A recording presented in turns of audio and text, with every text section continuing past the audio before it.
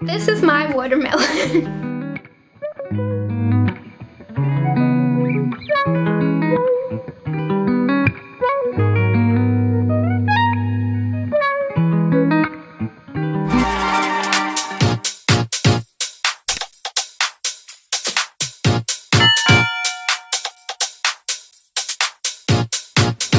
So today is day 10 of my RAWmadan journey, where I am only eating raw for 30 days. So I have made it in 10 days in to eating raw. Okay, so today's day 10 of my RAWmadan journey that my friend Jordan, you can find him on Instagram at Jordan the Frugivore. If his name is different, I'll link it down below. But he decided to encourage quite a few of us to eat only raw foods for Ramadan, and I personally decided to only eat watermelon for the month of Ramadan. So basically 30 days only eating raw watermelon. And this is my update 10 days in. Today is day 10 of my Ramadan raw fast, 30-day fast. Okay, so this morning I broke my fast around 11. This morning I woke up. I ate some bananas. I ate 7 bananas this morning. I ended up breaking my fast around 11, and I ate my leftovers from yesterday, which was the raw the raw spring roll. I ate that. I was very hungry. Couldn't make it mentally until 6 p.m. It actually be 7:30 p.m. I've literally been fasting like between 12 and 16 hours each day. It's very, very, very, very, very, very, very, very hard and difficult once you break your fast to go back to the point where you don't break it. So that's why I had to eat the food to get it out the house, so I wouldn't break my fast again. This now all I got is watermelon. I have no reason to break my fast. All I gotta do is eat watermelon. But yeah. Okay, so I've been writing down my reflections each day about like what my body was going through, how I feel, and just like what this process is for me. And let me tell y'all, I'm hungry. I'm hungry. I started being hungry by day 7, and I did not initially feel any hunger leading up into then. Like, it was just like I was really just going with it, felt good, pumped up.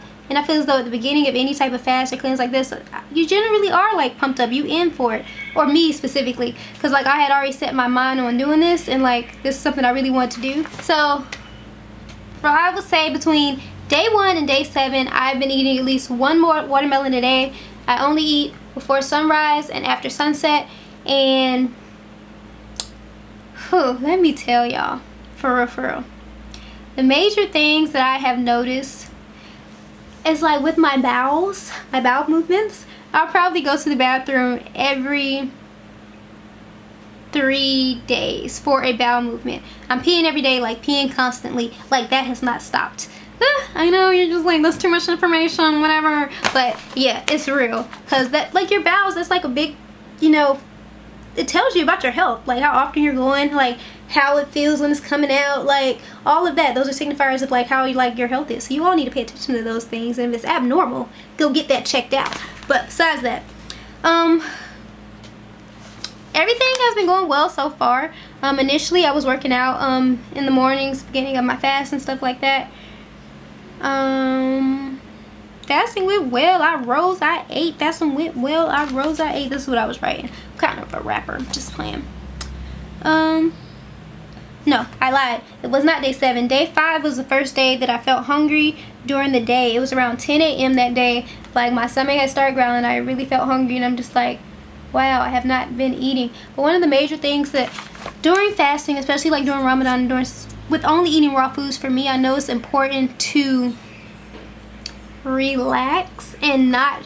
I'm in Thailand, so it is very hot, and there's times when I'm like, okay, I have to go outside or whatever, for an extended period of time, and I do have those feelings. I've been feeling very fatigued, I've been feeling very weak, I get lightheaded, and I be like kind of fainting. So I'm just like, I have no desire to go outside. I don't like being hot whether I was fasting or not. So doing it while I'm outside is just like draining me of so much energy that I'm already kind of depleted of throughout the day. And I chose to do this because I really wanted to practice some self-restraint, kind of discipline myself, and just really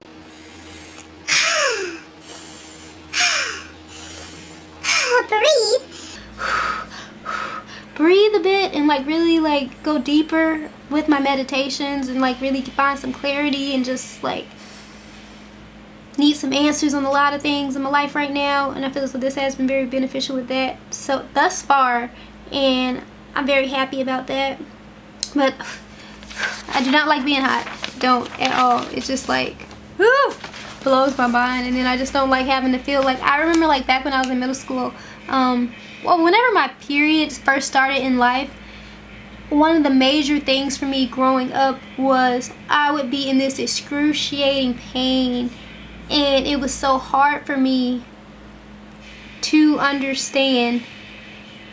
As a child, I am on my period, so I am vomiting, like throwing up, passing out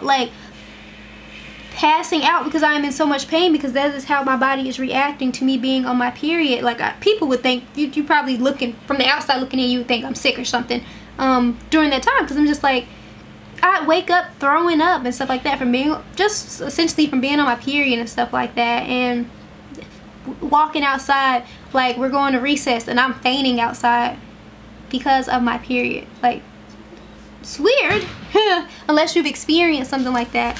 So that's another thing where I feel as though my period last month was very crampy and it was really bad. So I'm actually trying to alleviate that with this coming month, so I don't really have to take any Tylenol or anything, because I'm really like against pharmaceutical drugs. I really don't want to take any Tylenol, but if I'm in so much dire pain, I will. But I know with raw eating, it helps to alleviate those pains. So I plan to continue to eat raw even after the 30 days to really just keep this lifestyle change that I'm going back on, getting back into my plant-based and vegan centered lifestyle. Kind of fell off with that when I first came to Thailand a month ago. I've been here for about 2, and I think I'm going into month 3. Am I? I was in Bangkok for a month, then I was in Phuket, and I just ended up, this is going into month 3 that I've been here in Thailand. It's wild. That first month I was in Thailand, I ate a lot of rice, loaded me out. Rice ended up making me sick. Like, it was just too much. I couldn't do it anymore. Got to Phuket. Yay, we had a kitchen. We could eat whatever we wanted, essentially. But then I was still eating a lot of starches, a lot of potatoes, and that really wasn't like really beneficial to like getting me unbloated, but I did enjoy the food. And then I was eating a lot of eggs these past 2 months, so I'm like, kind of took me off my whole vegan lifestyle, but I also feel as though I was missing a lot of nutrients. So I'm just like, I started eating eggs. It was in everything anyway. But okay, so let me get to days, because like the first, I'll say the first 1 to 4 days, I'll say day 1 through 4 were smooth sailing. Like, I was doing great with just eating watermelon in the morning and in the evening, not really having any cravings throughout the day. Felt great. Awesome.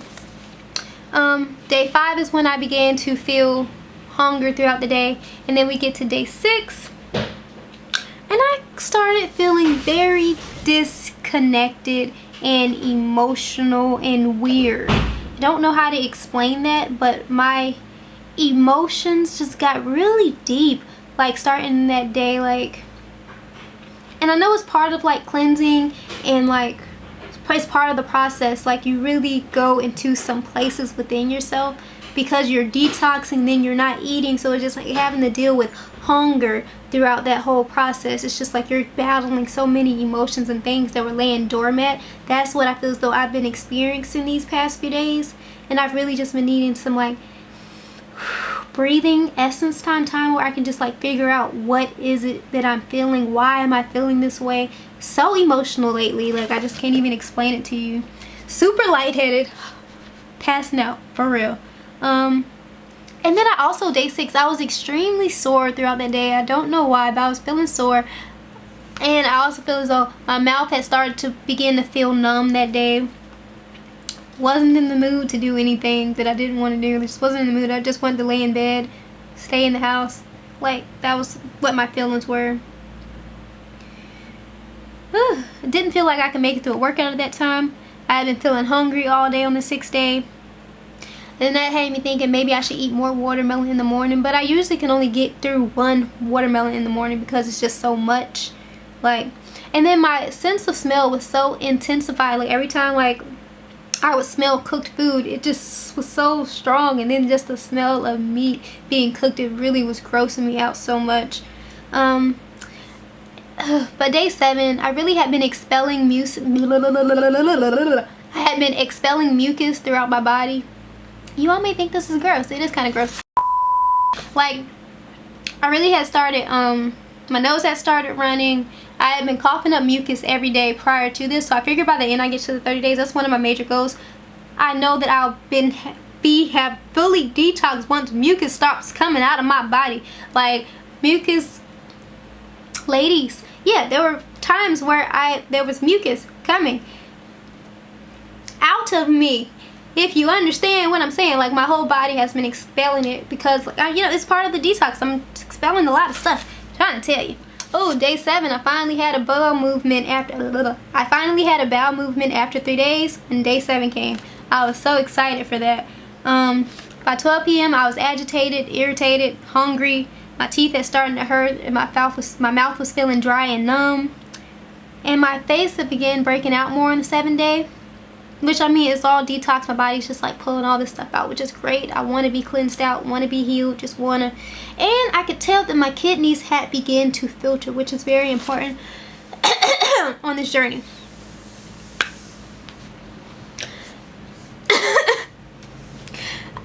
Like right now, I feel like I need to cough up. It's not happening.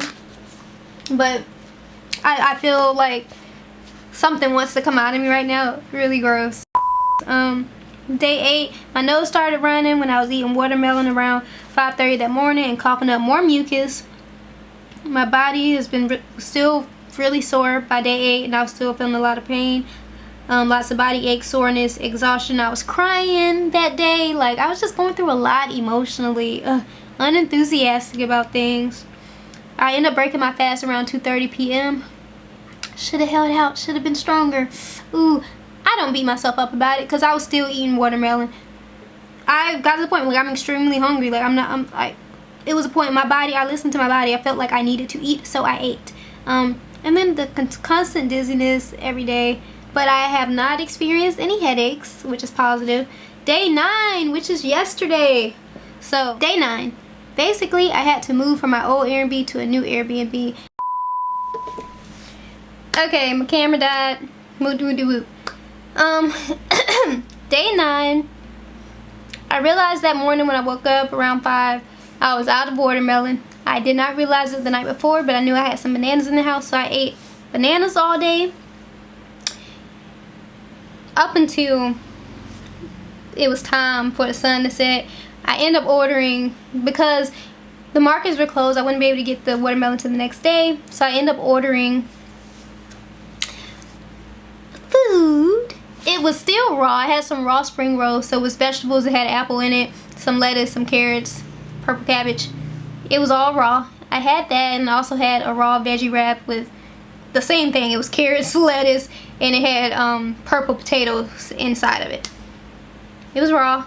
I feel like my stomach had started eating when I had it. My stomach had started eating when my stomach hurt a little bit when I ate it, but I felt fine afterwards. I did feel a bit more bloated than watermelon makes me, because watermelon is very hydrating. Watermelon is very hydrating, and it fills you up. It fills you up, and it tastes so good, and it's so sweet, and I love me some watermelon. Like, if I was not fasting, if I was only eating watermelon, I probably would have 2 to 3 throughout the entire day. That's this size, and I would be detoxing so much heavier. Like, my body would really be cleansing out a lot more deeper. It's doing it still now, just in a different way, because I eat less throughout the day because I'm fasting. But I love watermelon. Like, y'all don't understand. I can't wait to see like what's gonna happen at the end of the 30 days. Like, I'm not bloated anymore like I was before I started this fast, so that's positive. I'm really excited. I'm on day 10. I have 20 more days to go on my Ramadan. I am observing Ramadan for 20 more days. I'm on day 10. Pray for me, y'all. Stay updated. I'm gonna do another update in 10 more days, and then I'm gonna do the last and final update, day 30. But this is my skin. This is how it looked. And I'm gonna put a picture side by side. But I kind of want to show y'all, like, I was like bloated when I first started this, and this is like my stomach now. I also worked out the month of April, and it's like May 3rd now. But let's see how much more inches I lose and how much more I slim out when this ends. Okay, thank you for watching this video. Okay, hope you all stay updated with my fruit fast, Ramadan fast, 30-day fast, watermelon fast, whatever you want to call it. Hope you all stay updated for the final results at the end of the 30 days. Hope you all stay along for my lock journey, because my hair is locked and this is a whole nother journey in itself. Whew, mentally, emotionally, and spiritually. But, and say bye-bye to my lovely watermelon. If it was later and like it was Ramadan, like I would go ahead and cut it and y'all could watch me eat it. But you know, I like my watermelon to be freshly cut open, so it's like I eat it out with a spoon. Yeah. But thank you for watching this video. Bye bye.